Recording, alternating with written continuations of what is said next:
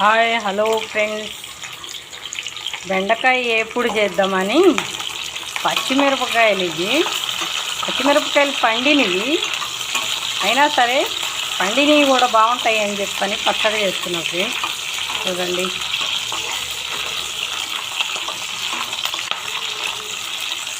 పచ్చిమిరపకాయలు ఏం చేశానంటే పగులుతాయి అని చెప్పని ముక్కలు చేసి వేయించుకున్నాం.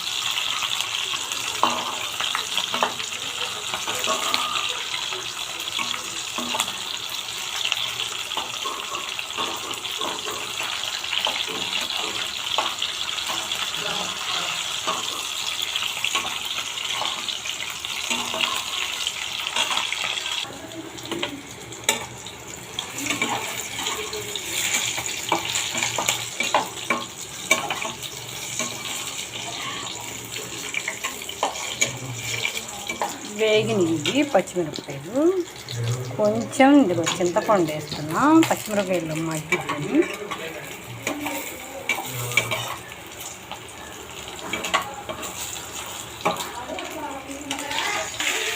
పచ్చిమిరపకాయలు మిక్సీ జార్లోకి తీసుకున్నా.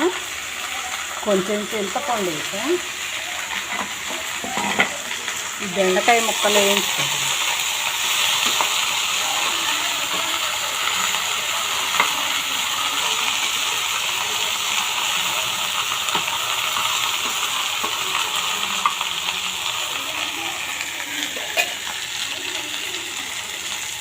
కొంచెం సేపు వాటిని మగ్గనిచ్చి మిక్సీలో వేసుకొని చేయటం.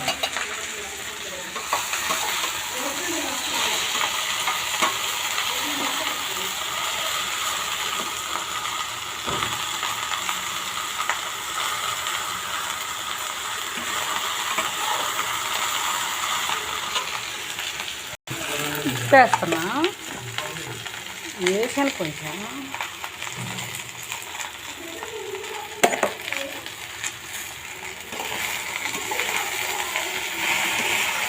ఉప్పేస్తే తొందరగా మగ్గుతాయి,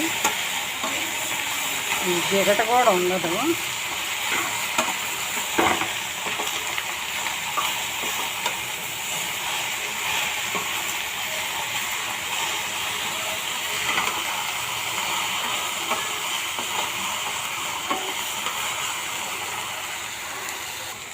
ఈ బెండకాయ పచ్చడి చేయడానికి రీజన్ ఏంటంటే, ఈ పిల్లలు ఈ ముక్కలనైనా కాగా కనపడుతుంటే ఏ పుట్లో పులుసులో తీసి అవతల పెడుతున్నారు. వీళ్ళకి ముక్కలుగా కాకోకుండా దీన్ని పచ్చడిగా చేసేస్తే తింటారని చెప్పని చింతపండు వేసి కొంచెం ఉప్పు వేసి, ఈ బెండకాయ ముక్కలు కూడా వేగుడు అయిపోయింది. ఇగో ఈ చిన్నులపై రెబ్బలు వేసి మిక్సీకి పట్టేస్తాం. ఇక వాళ్ళు ఏం తీస్తారో అవతల పడతారో చూద్దాం ఫ్రెండ్స్. అలా ఉంది పిల్లల పని, అందుకని ఇది వేయించి అక్కడ పెడతాం. తినడం లేదు, వేపుడు తినరు, పులుసు తినరు.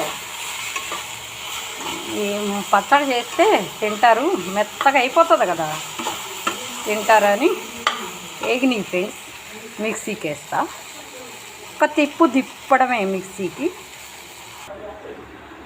ఇలా వేయించి మిక్సీ జార్లోకి బెండకాయ ముక్కలను కూడా వేయించి ఇలా వేసాను. ఇంకొక రౌండ్ మిక్సీకి తిప్పుకొని వస్తా చూడండి. ఇక ఒక రౌండ్ తిరిగినాక ఇలా ఉంది.